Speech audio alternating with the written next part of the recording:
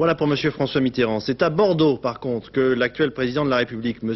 Giscard d'Estaing, a tenu, lui, sa dernière réunion publique. Sur place, notre envoyé spécial, Paul Amar. Bordeaux, 42e et dernière étape du Tour de France de Valéry Giscard d'Estaing. Une étape symbolique à double titre. Premier symbole, la présence à la tribune de Jacques Chaban-Delmas, qui a accueilli avec chaleur le président sortant. Les deux hommes s'opposaient en 1974, ils se retrouvent côte à côte.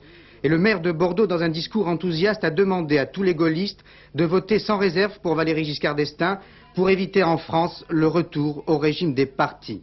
Deuxième symbole, Bordeaux est situé en pleine terre radicale.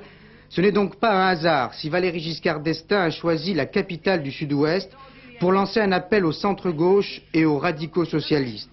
Il leur a demandé de bien réfléchir et de choisir leur camp sans se trahir, autrement dit, de choisir le camp de la liberté qu'il est le seul, je le cite, à représenter aujourd'hui.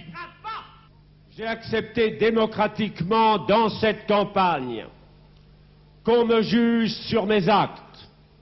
Et j'ai même accepté qu'on me juge sur des actes qui n'étaient pas seulement les miens, parce qu'ils étaient aussi ceux des gouvernements successifs et qu'ils étaient aussi ceux des majorités parlementaires qui ont eu à trancher un certain nombre de problèmes dans lesquels le président de la République n'intervient pas directement. Et cependant, je n'ai esquivé aucune responsabilité. Vous ne m'avez pas entendu nier ou renier aucun des actes de mon septennat. Eh bien, puisque j'ai accepté qu'on me juge sur mes actes, pourquoi mon concurrent n'accepte-t-il pas qu'on le juge au moins sur ses écrits? Des écrits d'inspiration marxiste à son avis et non social-démocrate.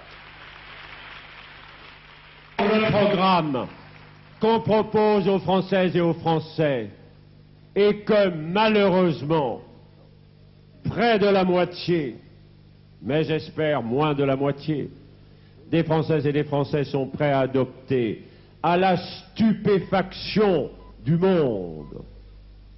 Ce n'est pas un programme social-démocrate, c'est un programme de socialisation de l'économie française. Et Valéry Giscard d'Estaing a demandé aux Français de rejeter cette socialisation et de garder dimanche ce qu'il appelle les lumières de la liberté.